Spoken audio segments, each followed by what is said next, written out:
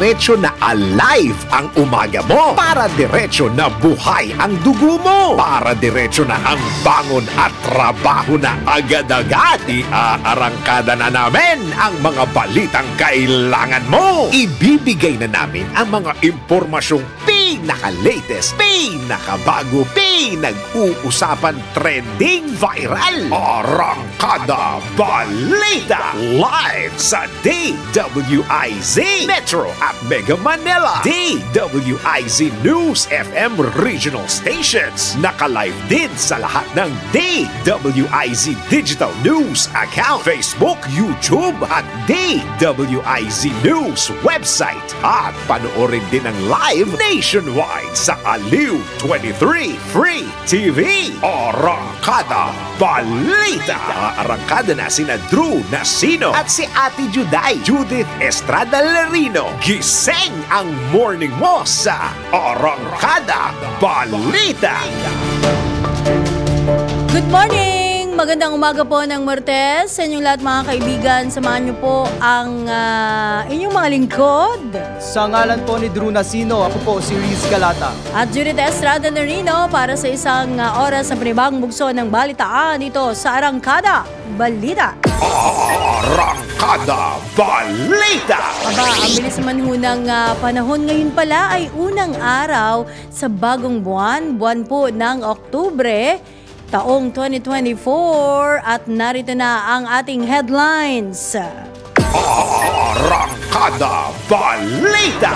Bagyong Julian, napanatili ang lakas. Public warning signals nakataas pa rin sa ilang bahagi ng bansa. Arangkada Balita! Paghahain ng Certificate of Candidacy para sa 2025 midterm elections, aarangkada na ngayong araw. Arangkada Balita! Pangulong Marcos, napanatili ang stable approval at trust ratings. Arangkada Balita!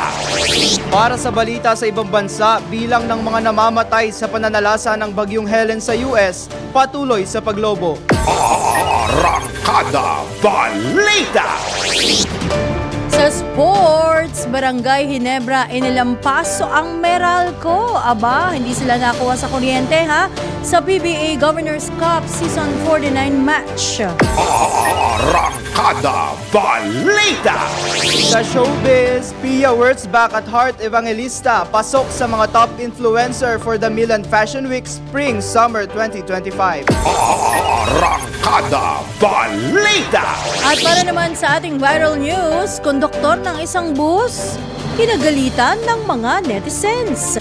Drew Nasino at si Ate Juday. Arangkada Balita! Muli magandang umaga po ng Martes. Mga kaibigan, samahan niyo po kami sa isang oras nating balitaan dito sa Arangkada Balita at narito na ang detalye ng ating mga balita. Arangkada Balita! Tayo po magbibigay muna ng update kaugnay dito sa Bagyong Julian. Napanatili ng Bagyong Julian ang lakas nito habang gumagalaw o kumikilos patungong kanluran sa Luzon Strait. Ayon sa Pag-asa, huling namataan ang sentro ng nasabing bagyo, 155 kilometro, kanluran-timog-kanluran ng Itbayat, Batanes. Aabot naman sa 175 kilometro kada oras ang lakas ng hangin ng Bagyong Julian na may pagbugsong umaabot sa 215 kilometro kada oras. Tinutumbok ng Bagyong Julian ang direksyong Bakanluran sa bilis na 15 kilometro kada oras. Dahil dito, nakataas pa rin ang Tropical Cyclone Wind Signal number 3 sa Batanes. Signal number 2 naman sa Babuyan Islands, Ilocos Norte, hilagang bahagi ng Apayao at hilagang kanlurang bahagi naman ng mainland Cagayan. Nakataas ang signal number 1 sa Ilocos Sur, La Union, Pangasinan, nalalabing bahagi ng Apayao, Kalinga, Abra, Mountain Province, Ifugao, Benguet, natitirang bahagi ng mainland Cagayan, Isabela, Quirino, Nueva Vizcaya, hilagang bahagi ng Aurora at hilagang bahagi ng Nueva Ecija. Manatiling nakatutok po mga kaibigan sa mga programa ng DWIZ at Aliw Channel 23 para sa updates kaugnay sa Bagyong Julian. Arangkada Balita! Dahil pa rin po sa patuloy na pananalasa ng Bagyong Julian, kanselado ngayong araw ang klase sa ilang bahagi ng bansa. Suspendido ang klase sa lahat ng antas sa Batanes, Abra, Benguet, Ilocos Norte, Ilocos Sur, La Union, Pangasinan, Dagupan City, Apari, Alacapan, Igig, Lalo at Tuaw sa Cagayan. Wala namang pasok mula elementarya hanggang high school sa Apayao, Baguio City, Camalanyugan at Gonzaga sa Cagayan. Manatiling nakasubaybay sa mga programa ng DWIZ at Aliw Channel 23 para sa updates hinggil sa mga lugar na nagkansela ng pasok bunsod ng Bagyong Julian. Arangkada Balita! Sa kaugnay na balita na mula naman ng kuryente ang ilang residente sa mga bayan at lungsod ng Ilocos Norte dahil sa pananalasa nga ng Bagyong Julian. Ayon kay Perry Martinez, Acting General Manager ng Ilocos Norte Electric Cooperative, nawala ng kuryente ang ilang barangay mula sa 7 lugar sa lalawigan, partikular na sa bayan ng Bacara o sa mga bayan ng Bacara, Paway, Marcos, Burgos, Bangi, Dingras at sa lungsod ng Bataca. Dahil dito naka-alerto 24/7 ang lahat ng miyembro ng Ilocos Norte Electric Cooperative para maayos ang mga linya ng kuryente at maibalik ito sa normal sa lalong madaling panahon. Arangkada Balita! Samantala, sisimulan na ng Commission on Elections ngayong araw ang pagtanggap sa mga ihahain na Certificate of Candidacy ng mga politikong nais tumakbo para sa 2025 midterm elections. Ayon kay COMELEC Chairman George Erwin Garcia, tatanggapin ng kanilang ahensya ang mga COC basta ito ay maayos na sagutan, na notaryuhan at may documentary stamps. Paalala rin ni Chairman Garcia na makikita sa kanilang website ang listahan ng mga lugar kung saan maaaring makapaghain ng COC ang mga nais kumandidato para sa darating na halalan. Gayunman, binigyan diin ng poll body official na hindi na nila pahihintulutang makatakbong muli sa darating na halalan ang mga aspirants na panghabang buhay ng didiskwalipika ng ombudsman upang mahalal sa anumang pwesto sa pamahalaan. Arangkada Balita! Nilinaw ng COMELEC, Commission on Elections, ang ilan sa mga panuntunan kaugnay sa paghahain ng Certificate of Candidacy. Ayon kay COMELEC Chairman George Erwin Garcia, 4 na tao lamang ang papayagan ng poll body na isama sa loob mismo ng venue. Mayroon din anyang designated place para sa mga kasamang supporter ng mga kandidato. Ang isang kandidato ay pwede po magsama ng 4 na kasama sa filing ng candidacy. At siyempre sana wag naman pong sosobra doon sa 4. Siyempre iba po dyan, may mga isang pagpa-file ng Certificate of Candidacy, ay madaming mga kasamang alam nyo na, parang nagrarally na may mga tarpuli na pagkalalaki at pagkatapos siyempre fiesta, may mga color coding pa yung mga t-shirt. Wala naman pong problema yan dahil yan naman po yung parte ng ating aktibidad na ito. Samantala, nilinaw muli ng poll body chief na hindi pa maikokonsiderang kandidato ang mga individual na maghahain ng COC. Hindi pa po sila kandidato. Sabi po ng Korte Suprema yan sa kaso ng Piñera versus COMELEC. Sila po ay kandidato lamang sa unang araw ng campaign period. Sa February 11 po yan sa national position, senador at party list. At March 28 naman sa local position. Diyan po lang po sila magiging kandidato. Kaya hindi pa applicable sa kanila election. Wala pong premature campaigning na sinasabi at tinatawag. And therefore, libre pa po sila lahat gawin. Yan po naman mga kaibigan ang tinig ni COMELEC Chairman George Erwin Garcia sa panayam ng DWIZ. Arangkada Balita!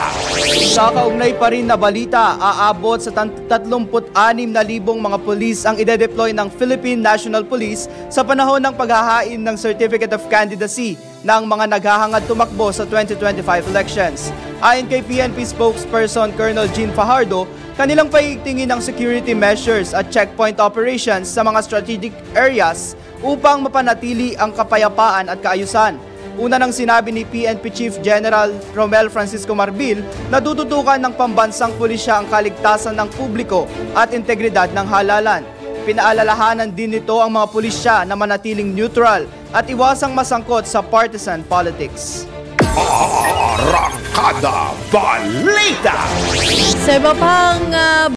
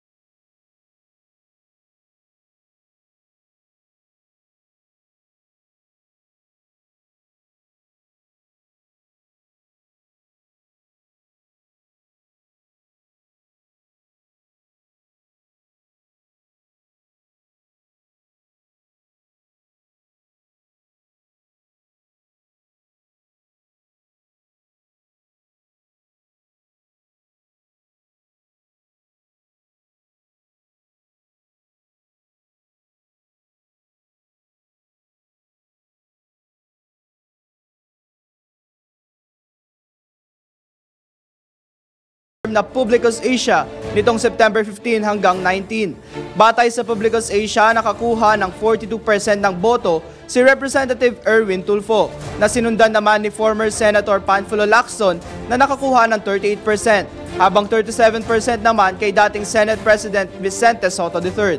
Nasungkit naman ni dating Pangulong Rodrigo Duterte ang ika-4 na pwesto sa botong 36% at sa botong 33% naman ay nakuha ni Senator Bongo ang ika-5 pwesto. Pang-anim naman si dating Senador Francis Pangilinan sa botong 30%. Pang-7 hanggang pang-9 naman sina Senador Francis Tolentino, Amy Marcos at dating Senador Manny Pacquiao na nakakuha ng 29%. Pumwestong pang-10 sa nasabing survey si human rights lawyer Chel Jokno sa botong 28%. Si Senador Pia Cayetano naman ay nakakuha ng 27%.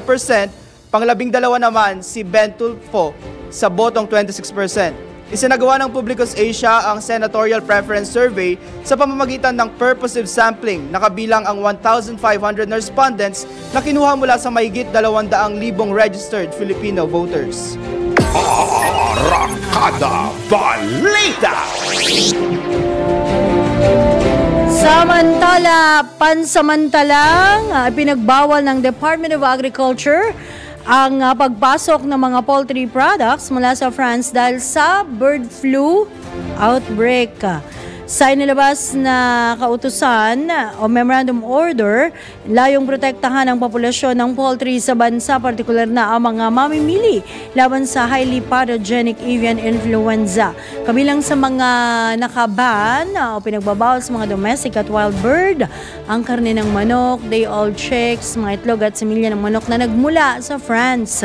Paalala ng DA, mag-ingat sa posibleng sintomas ng nasabing sakit sakaling nakitaan ng sintomas ang kanilang mga alaga. Arangkada Balita! Tanggap naman ho tayo ng balita mula sa labas ng himpilan. Pangulong Marcos nakasubaybay sa epekto ng Bagyong Julian. Para sa detalye, Patrol 13, Gilbert Perdes. Nakasubaybay si Pangulong Ferdinand Marcos Jr. sa sitwasyon kaugnay ng epektong dinudulot ng kasalukuyang Bagyong Julian sa kanyang talumpati sa pamamahagi ng Certificates of Condonation sa Paniki, Tarlac. Sinabi ni PBBM na tuloy-tuloy ang pagbabantay nila sa naranasan ngayong kalamidad na matinding humahagupit sa Batanes at northern portion ng Babuyan Islands. Kaugnay nito ginagarantiya ng Pangulo ang kahandaan ng gobyerno sa posibleng epektong idinulot ng Bagyong Julian na nararamdaman din ang epekto sa Ilocos Region bukod naman sa Northern Luzon. Naririyan din anya ang tulong mula sa gobyerno na nakandang ipamagi sa mga kababayan nating mangangailangan. Patrol 13, Gilbert Perdes para sa himpilang may todong lakas sa DWIZ, nagbabalita ng tama, naglilingkod ng tama. Kapag may bagong balita, naka-on air, agad-agad, DWIZ Patrol Report!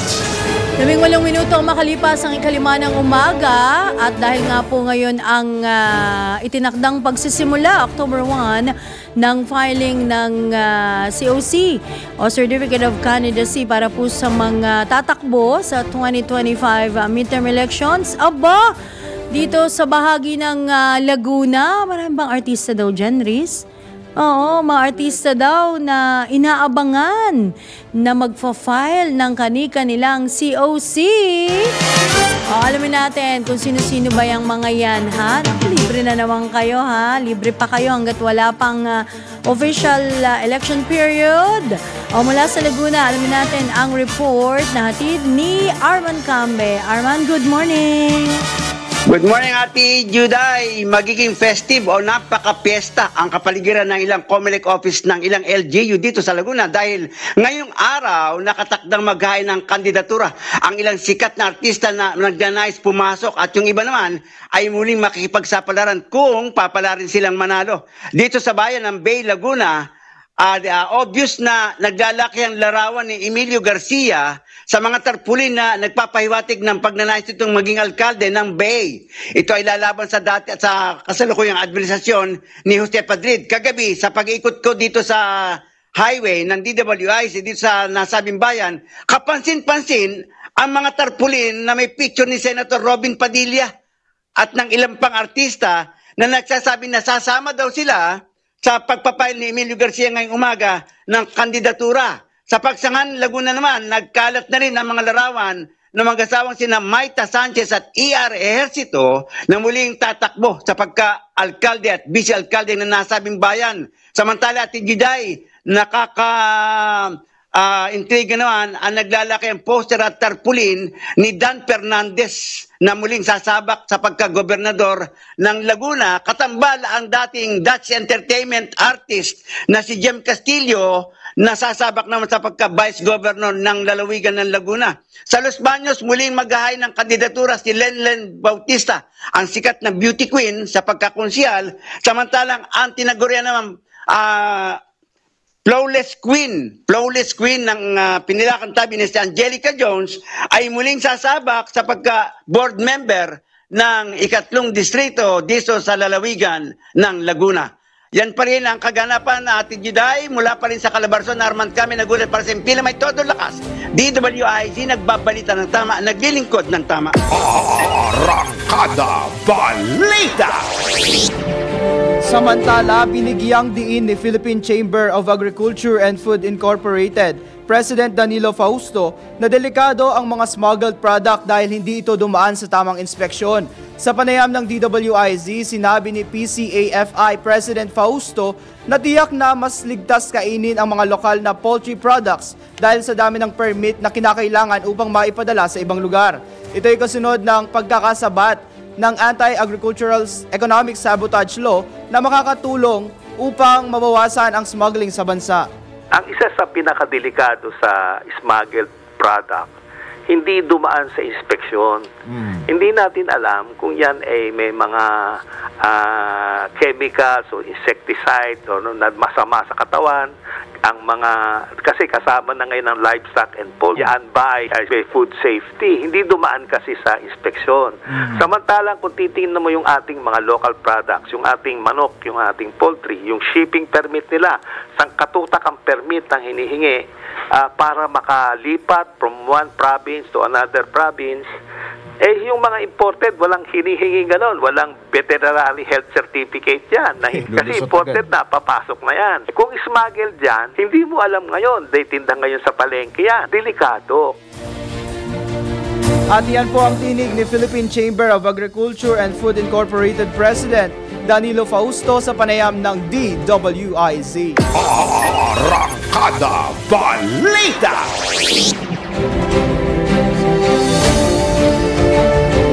Samantala, balikan natin ang palasyo ng Malacanang.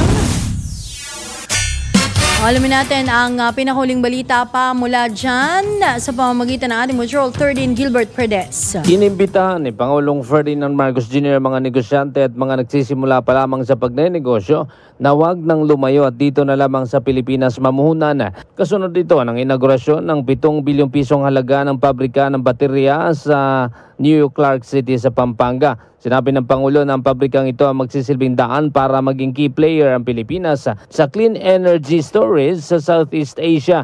Magsisilbi rin daw itong mensahe sa mundo na ang Pilipinas ay handa para sa innovation at maging destination para sa high-tech, high-impact investments. Ayon sa Pangulo, sa sandaling maabot ng pabrika ang kanyang full capacity, inaasahan nitong magpapasok ng 5 bilyong pisong kita sa local economy kada taon. Magsisimula na ng kanilang commercial operation ngayong Oktubre ang nasabing planta. Patrol 13, Gilbert Perdes para sa himpilang may todong lakas sa DWIZ, nagbabalita ng tama, naglilingkod ng tama. Kapag may bagong balita, naka-on air, agad-agad, DWIZ Patrol Report. Kuha po muli tayo ng balita mula sa probinsya. 5,000 college students sa City of San Fernando tumanggap ng cash assistance. Para sa detalye, Johnny Gole. Good morning, Kuya Johnny. Yes, good morning. 5,000 estudyante nga sa kolehiyo mula dito sa 35 barangay sa City of San Fernando, Pampanga. Itong binigyan ng cash assistance mula sa education program nitong si dating Pampanga Sikan na District Board Member Mylene Kayabyaba na kasalukuyang Executive Assistant to the Governor. Bawat isa ay tumanggap ng 5,000 pesos. Ang nasabing halaga ay mula sa personal na pera o pondo nitong nasabing dating board member na ang layunin ay tulungan o mano sa kanilang gastusin sa pag-aaral itong mga estudyante sa kolehiyo dito sa syudad para sila makatapos sa pag-aaral. Ayon dito kay Kayabyab, hindi niya tinitignan itong marka ng bawat benepisyaryo, kundi ang maituturing na mga low-income families dito sa syudad na talaga namang kailangan ng ayudang pinansyal para mairaos ang kanilang pag-aaral. Ayon dito kay Kayabyab, ito ay kanyang pangunahing agenda noong miyembro pa ito ng Sangguniang Palalawigan ng Pampanga na paunlarin ang antas ng edukasyon sa lalawigan. Naniniwala ito na nakapag kahit na paanoan niya ay makatulong ang halagang ito para makaayuda dito sa pag-aaral ng mga anak na mga mahihirap na pamilya dito sa syudad. At layunin niya na makatapos itong mga nasabing estudyante upang makahanap ng maayos na trabaho na magiging daan naman sa kaunlaran ng bayan. Hinikayat din ito yung mga scholar student na samantalahin niya ang pagkakataong ito sa pamagitan ng pag-aaral ng mabuti upang makamit nila sa hinaharap itong kanilang pangarap na maginhawang buhay. So yan ang update buhat dito sa City of San Fernando, Pampanga. Ito si Central Luzon Patrol, Johnny Gole para sa impilang may todo lakas DWIC. Nagbabalita ng tama, naglilingkod ng tama. Arangkada Balita! Magbabalik mga kaibigan ng ilang pas sa mga malalaki at mainit na mga balita dito pa rin sa Arangkada Balita. Makalipas lamang po yan ng ilang paalalatang oras. Oras, alas 5:26 na ng umaga. Arangkada Balita! Muli pong nagbabalik ang Arangkada Balita sa oras na 5:31 AM. Atin naman pong alamin ang lagay ng panahon. Nasa linya po si Senior Weather Specialist, Miss Rhea Torres. Good morning po, Miss Rhea. Good morning, Miss Rhea. Kamusta na si Julian? Yes po, good morning po. Good morning po sa ating mga tagapakinig. Sa latest po sa binabantayan natin na si Bagyong Julian. Lumakas pa po ito lalo at currently ay nasa super typhoon category na po as of 4 AM. Huli po itong namataan sa layong 205 kilometers kanluran ng Itbayat, Batanes. Nagtataglay po ito ng lakas ng hangin na umaabot ng 185 kilometers per hour malapit sa gitna. Pagbugso na umaabot ng 230 kilometers per hour at mabagal po ang kanyang pagkilos direksyong west-northwestward. Although super typhoon category na po itong si Bagyong Julian, yung malalakas na hangin po na dala nitong bagyo is mostly mas malapit po sa sentro. So yung signals po na or highest signal na nakataas po sa ngayon ay signal number 2. Nakataas po yan sa areas po ng Batanes, Babuyan Islands, pati na rin sa northern portion ng Ilocos Norte at northwestern portion ng mainland Cagayan. Samantalang signal number 1 naman ay nakataas pa rin sa nalalabing bahagi ng Ilocos Norte, pati na rin sa Ilocos Sur, La Union, Pangasinan, Apayao, Kalinga, Abra, Mountain Province, Ifugao, Benguet, nalalabing bahagi ng mainland Cagayan, Isabela, Quirino, Nueva Vizcaya, pati na rin sa northern portion ng Aurora at Nueva Ecija. Posible pa rin po maranasan yung malalakas na bugso ng hangin na dala nitong bagyo sa mga areas po nakataas ng tropical cyclone wind signal. Pagdating naman po sa mga paulan, malaking bahagi pa rin po ng northern zone, posible pa rin pong makaranas ng malalakas na buhos ng ulan dala nitong bagyo. Kaya patuloy pong pinag-iingat yung ating mga kababayan dahil mataas pa rin ang posibilidad ng mga pagbaha o pagguho ng lupa dulot ng mga tuloy-tuloy na mga pag-ulan.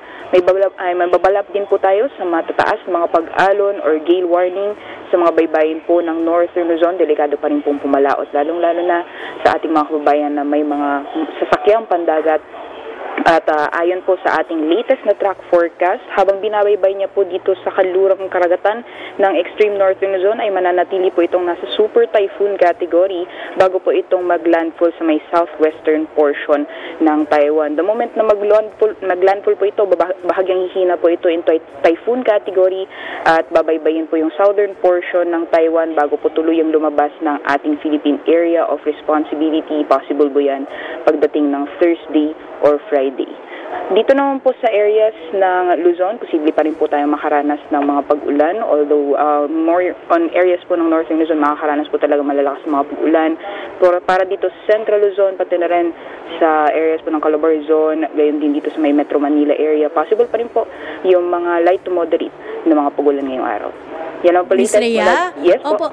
Ano bang latest natin dun sa yung nabanggit sa ating kahapon din, ano, na isa pang sama ng panahon? Yes po, sa ngayon po, wala na po tayong ibang minomonitor. Yung bagyo po na minomonitor po natin ng mga nakarang araw sa labas, ay wala na po siya sa ating monitoring area. So wala na po siyang magkakaroon, hindi na po siya magkakaroon ng epekto sa ating bansa over the next few days. So etong si Julian lamang po yung nakikita po natin makaka-apekto for this week sa ating bansa. Ayun, very good, no? Nako. Pero expected nga ilan ulit yung possibling bagyong pumasok ngayong buwan? Kasi October 1 ngayon eh. Yes po. Sa buwan po ng October, usually nasa 2 hanggang 3 po yung posible pong mabuo or pumasok ng PAR. So, kami po makikipag-ugnayan na lang sa inyo. Regular. Yes, diba? Yes, maraming salamat, Miss Rhea. Good morning. Yes po. Maraming salamat din po. Ingat po. So yun po mga kaibigan, si Binibining Rhea Torres, ang Senior Weather Specialist. Siyempre, mula yan sa Pag-asa. Arangkada Balita!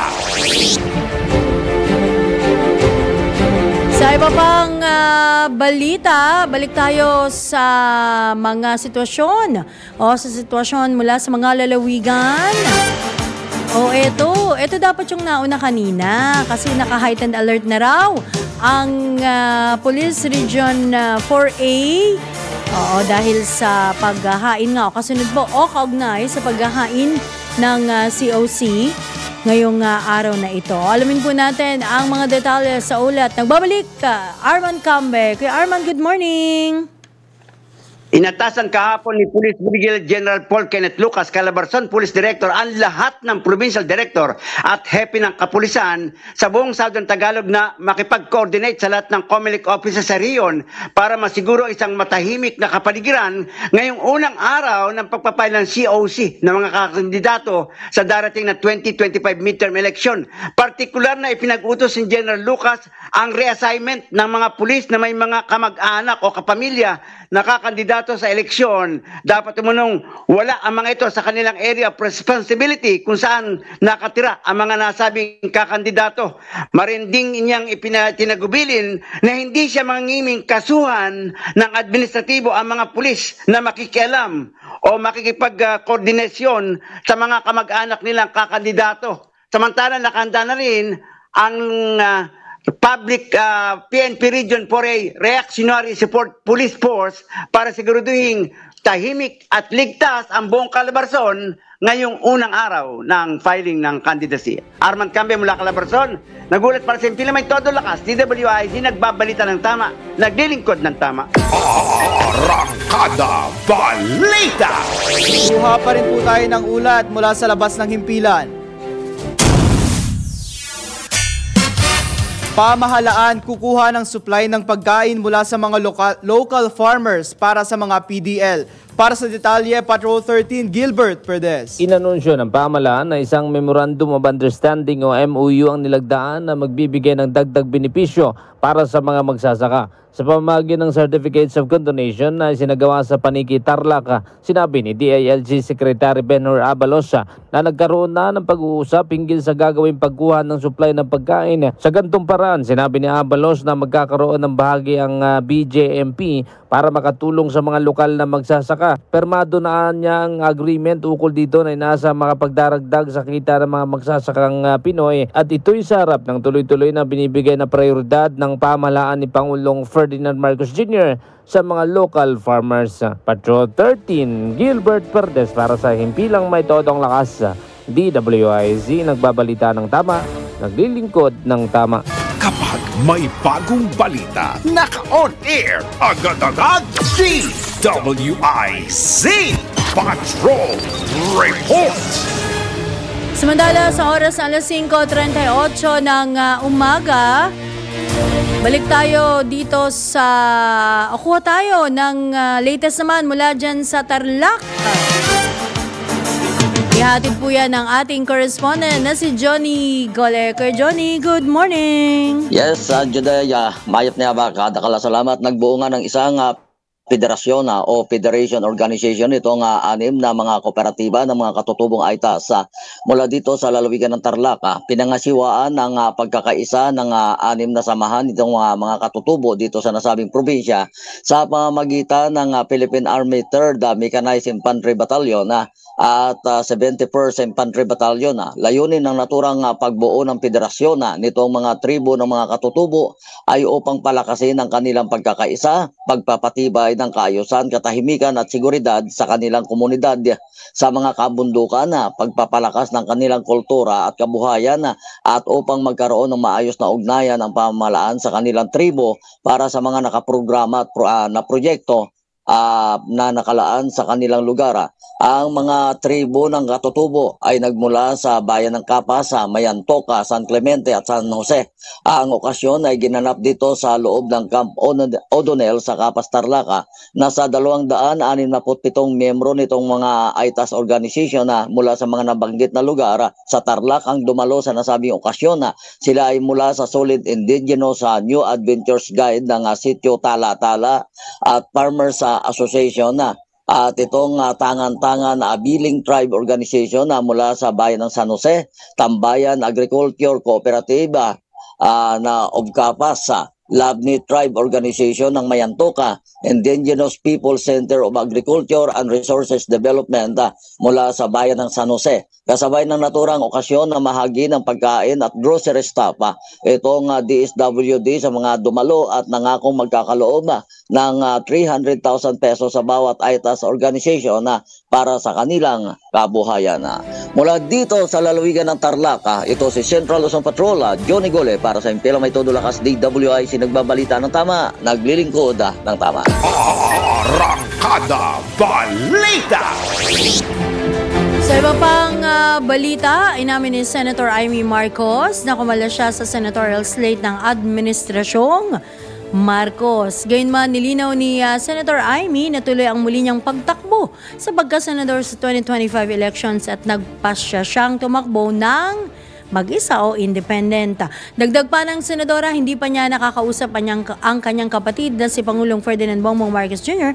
kaugnay sa kanyang pasyang mag-withdraw o umalis sa senatorial line-up ng alyansa para sa bagong Pilipinas. Kaya nga, first time ko nga gawin ito Kaya medyo aasahan ko na lamang na makukumbina ako siguro at kung papupuntahin ako, ano ba namang pumunta, wala namang problema doon.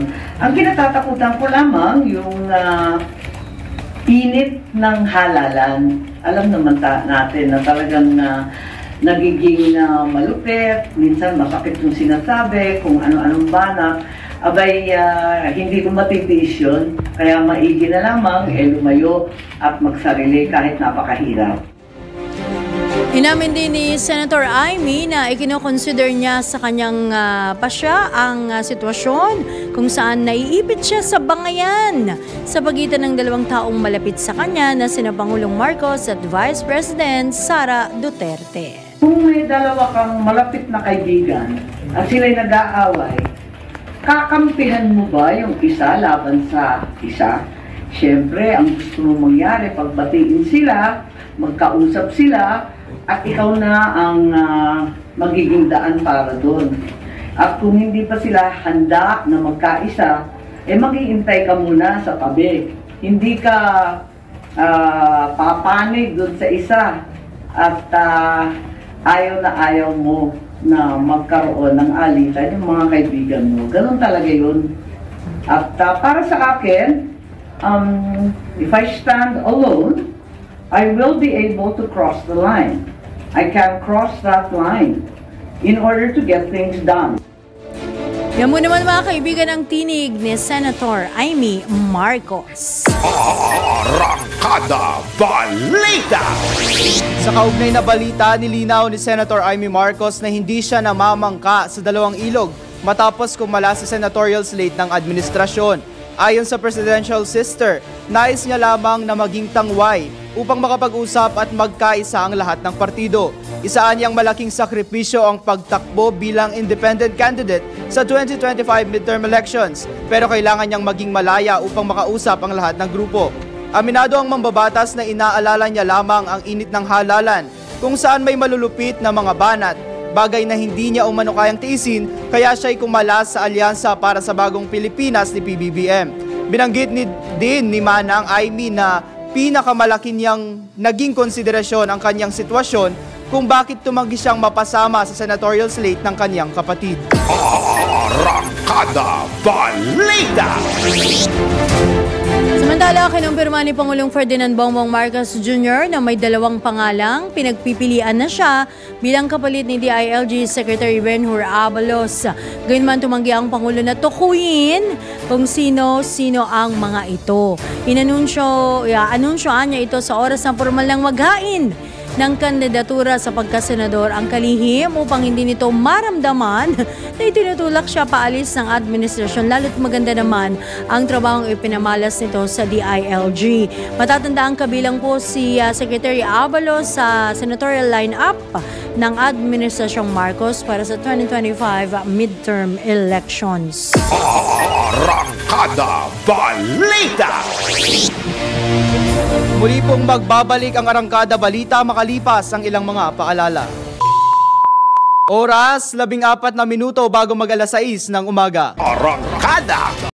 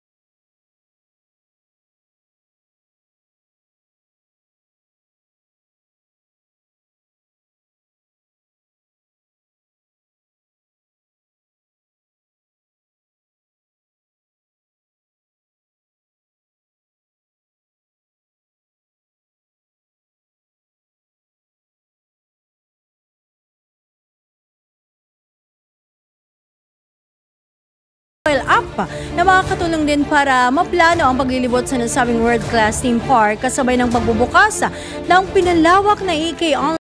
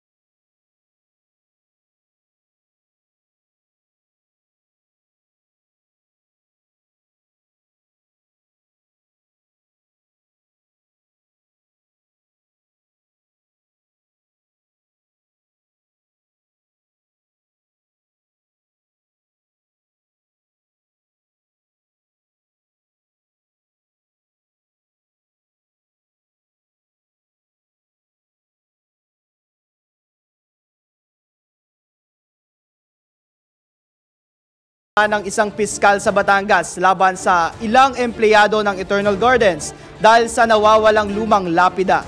Ito'y dahil sa kakulangan ng ebidensya kaya't dinismiss ng DOJ ang nasabing kaso laban kina Arnel Alibuzo, Maria San Diego, Demetrio Peralta, Jocelyn Ann Buendia at Reggie Reyes. Naghain naman ng motion for reconsideration ang complainant na si Prosecutor 2 Edelwina Ebreo kaugnay sa kasong theft.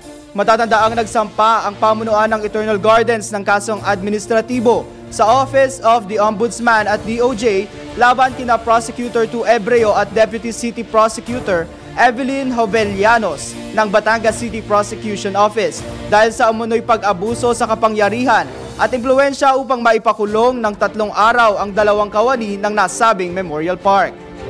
Sa kabila ng pag-asiste ng 2 empleyado ng Eternal Gardens kay Piskal Ebreo, sila pa ang agarang ipinaaresto ng piskal sa mga pulis ng lalawigan ng Batangas noong October 13, 2023 kahit walang warrant of arrest dahil sa nasabing nawawalang lapida. Bukod sa walang arrest warrant, walang abogado ang 2 empleyado nung sila ay isinailalim sa inquest proceedings ng kasamaang piskal na Ebreo na si Deputy City Prosecutor Hovelianos. Una na ang inihayag ni Attorney Alexis Ocong, abogado ng Eternal Gardens, na tumatayong counsel ni na Alibuzo at San Diego na ang ginawang pag-take over ng 2 piskal sa trabaho ng mga investigador sa pagkuha sa statement ng mga pulis at paghanda ng mga dokumento na trabaho sana ng pulisya ay taas ang pagpapakita ng kanilang pag-abuso sa kapangyarihan at impluwensya. Arangkada Balita! Sa iba pang detalye ng balita, iginiit ni Senate Majority Leader Francis Tolentino na kailangang masuportahan ng ebidensya ang naturang aligasyon ng nagpakilalang Chinese spy laban kay Guo. Ayon sa senador, dapat ay maging gabay ng Senado ang rules on admissibility sa magiging pagtrato nito sa dokumentary ng Al Jazeera na nagsasabing Chinese spy si Alice Guo. Sa ilalim anya ng rules on admissibility ng Pilipinas, kung anuman ang sinabi sa video ay hindi ma-authenticate dahil nasa Thailand ang taong nagsalita. Kaugnay nito, binigyang diin ng mambabatas na wala ring jurisdiksyon ng bansa sa source ng nasabing pahayag at hindi rin anya nila alam kung ano ang basihan ng mga paratang. Arangkada Balita! Ipinauubayan na ng House Quad Committee sa Department of Justice ang pagsasailalim sa WPP o Witness Protection Program kay Police Lieutenant Colonel Santi Mendoza. Si Mendoza po ang nagbunyag sa hearing ng Quad Committee na inutusan sila ni NAPOLCOM Commissioner Edelberto Leonardo na paslangin si dating Philippine Charity Sweepstakes Office Board Secretary at retired General Wesley Barayuga noong July 2020. Sa sinumpaang salaysay ni Mendoza, sinabi nitong si Leonardo ang tumanggap ng direktiba mula kay dating PCSO General Manager at retired Police Colonel Ruina Garma para patayin si Barayuga. Ayon kay Congressman Robert Ace Barbers, overall chairman ng Quadcom, mabigat ang testimonya ni Mendoza. Lalo't wala itong pansariling interes sa kanyang mga ibinunyag.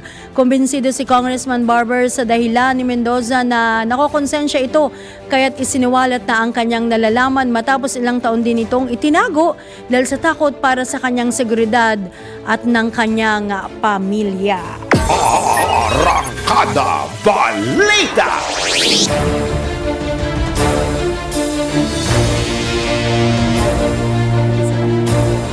Mga balitang dapat alam mo kahit sa labas ng bansa. DWIZ Balita sa ibang bansa. Umabot na sa 71 katao ang nasawi sa pananalasa ng Hurricane Helene sa Estados Unidos. Nagmula ang mga nasawi na individual sa Buncombe County sa North Carolina, Georgia at Florida. Ayon sa mga otoridad, posibleng madagdagan pa ang nasabing bilang dahil sa nagpapatuloy na rescue operations. Nananatili namang walang supply ng kuryente ang mahigit 2 milyong katao kung saan pinaka-naapektuhan ang mga mamamayan ng South Carolina. Sa mundo ng palakasan, ang latest malalaman sa DWIZ Sports News. Pinili ang paso ng Barangay Ginebra sa score na 114-106 ang Meralco sa katatapos lamang na PBA Governors Cup Season 49 match. Binuhat ni Allen Durham ang Ginebra matapos maka 38 points at 13 rebounds na sinundan naman ni Justin Brownlee na naka 23 points. Susunod na mga kalaban ng Ginebra ang Converge kasunod ng pagkapanalo nito mula sa San Miguel sa score na 114-112. Ito na ang latest, bagong-bago, fresh na fresh, DWIZ Showbiz News. Muli namang pinatunayan ni na Miss Universe 2015 Pia Wurtzbach at Pinay actress Heart Evangelista. Pasyonista talaga na sila ay high caliber pagdating sa pagrampa. Ito'y matapos silang tanghalin bilang isa o kabilang sa mga top influencers for the Milan Fashion Week Spring/Summer 2025 Women's Wear Edition. Batay sa fashion platform na Lefty, nasa pang-4 na pwesto si Wurtzbach habang nasa pang-13 naman itong si Evangelista. Kabilang din sa mga tinaguriang top influencers ang K-pop boy band na Enhypen. Itong si Karina ng aespa, Jin ng BTS, puro Korean to si Jaehyun ng NCT at si Momo ng Twice. Arangkada Balita!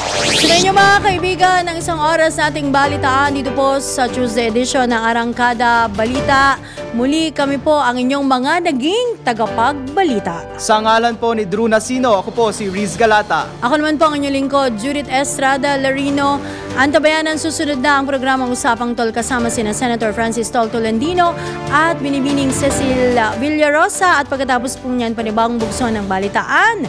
Sa pangalan ni John Ibanez, ang maghahatid po ng mga balita si Drew Nasino para sa Pasada Balita. Para diretso na alive ang umaga mo. Para diretso na buhay ang dugo mo. Para diretso na ang bangon at trabaho na agad-agad. Iarangkada na namin ang mga balitang kailangan mo. Ibibigay na namin ang mga impormasyong pinaka-latest, pinaka-bago, pinag-uusapan, trending, viral. Arangkada Balita live sa DWIZ Metro at Mega Manila, DWIZ News FM regional stations. Naka-live din sa lahat ng DWIZ Digital News account, Facebook, YouTube at DWIZ News website. At panoorin din ang live nationwide nationwide sa Aliw 23 Free TV. Arangkada Balita. Arangkada na sina Drew Nasino at si Ate Juday, Judith Estrada Lerino. Gising ang morning mo sa Arangkada Balita. Live araw-araw, Monday to Friday, 5 a.m.